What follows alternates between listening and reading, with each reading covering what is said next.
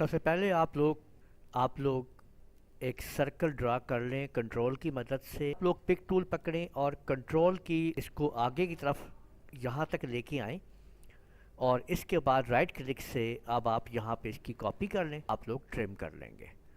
تو یہ لیں جی، یہ آپ لوگ ٹرم کر چکے ہیں. اب آپ اس کے اندر کوئی بھی آپ لوگ کلر کر سکتے ہیں. F11 پریس کر رہا ہوں، ایک عدد کسٹم کلر جو ہے وہ ایڈ کر دیتا ہوں. یہ وائٹ کلر کر دیا ہے، یہاں پہ یہ بلو کر دیا ہے. اس کی آؤٹ لائن جو ہے یہ ہم نے ختم کر دی ہے. کریں پھر کلک کریں تو آپ دیکھیں اس کا یہ ٹرانسفارم سسٹم آ جاتا ہے.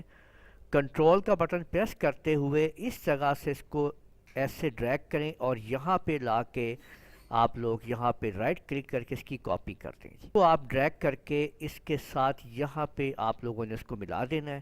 ان دونوں کو آپ نے سلیکٹ کرنا ہے، پھر آپ نے ان کو پھر یہاں سے دوبارہ کلک کرنا ہے، اور پھر آپ نے اس کو اس طرح سے آپ نے پھر ڈریگ کر دینا ہے. اتنا یہاں پہ آپ دیکھیں اس جگہ تک، اور اس کو اب آپ نے اس جگہ پہ لا کے اس طرح سے آپ نے اس کو ملا دینا ہے. تو ایک خوبصورت سا 3D لوگو آپ لوگوں کے سامنے موجود ہوگا. تو امید ہے آپ لوگوں کو سمجھ آ گیا ہوگا کہ آپ نے کیسے اس 3D لوگو کو بنانا ہے.